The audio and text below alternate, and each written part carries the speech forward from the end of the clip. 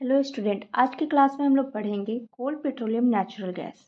तो उसमें सबसे पहले हम लोग डिस्कस जो करेंगे वो करेंगे कोल। कोल का कि कोल होता क्या है। तो देखो, कोल जो होता है, कोल एक फॉसिल फ्यूल है। और फॉसिल फ्यूल कोल को क्यों कहते हैं? क्योंकि फॉसिल फ्यूल जो होता है वो, उसका सिंपल सा डेफिनेशन ये होता है कि जो भी मैटर होता है वो डिकम्पोज होता है, और डिकम्पोज हो करके वो मिलियंस ऑफ ईयर टाइम लेता है तो एक फ्यूल का फॉर्मेशन करता है। तो उसी को हम लोग बोलते हैं फॉसिल फ्यूल। और वहीं जो होता है कोल होता है। अब कोल का भी फॉर्मेशन ठीक इसी तरह से होता है।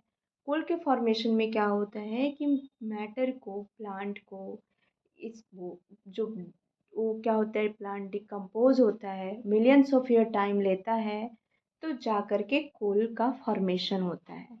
तभी हम लोग बोलते हैं कि कोल जो होता है लिमिटेड क्वांटिटी में अवेलेबल होता है।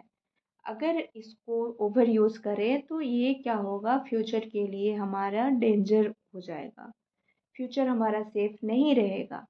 तो कोल को हम लोग क्या करते हैं, जितना कंजर्व कर सके हम लोग इसको कंजर्व करते हैं। अब देखो, कोल को ब्लैक डायमंड कहा गया है। अब ब्लैक डायमंड क्यों कहा गया है, डायमंड से क्यों कंपेयर किया गया है?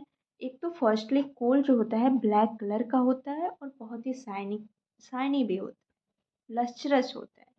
अभी डायमंड के साथ कंपेयर किया गया है क्योंकि एक तो इसका ये कंडीशन है कि कोल जो होता है, कोल हाई वैल्यूएबल फ्यूल है।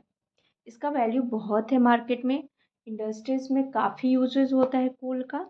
और फर्स्टली कि क्या होता है, वो लिमिटेड क्वांटिटी में है।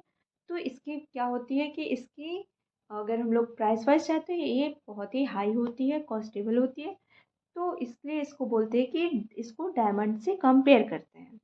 और सेकेंडली रीज़न ये है कि डायमंड जो होता है ये made by mainly carbon, carbon से मिलके बना हुआ है। कोल भी किससे बना है, मेनली कार्बन। कोल भी कार्बन से मिलके बना है, मेड बाय मेनली कार्बन। कोल भी कार्बन से मिलके बना है, डायमंड भी कार्बन से मिलके बना है। तो हम लोग इसलिए इसलिए भी इसको कहते हैं कोल को ब्लैक डायमंड। आई होप ये क्लियर हो गया होगा सभी को कि इसको ब्लैक डायमंड क्यों कहते हैं। अब देखो, कोल जो होता है, कोल के कुछ बाई प्रोडक्ट्स भी होते हैं।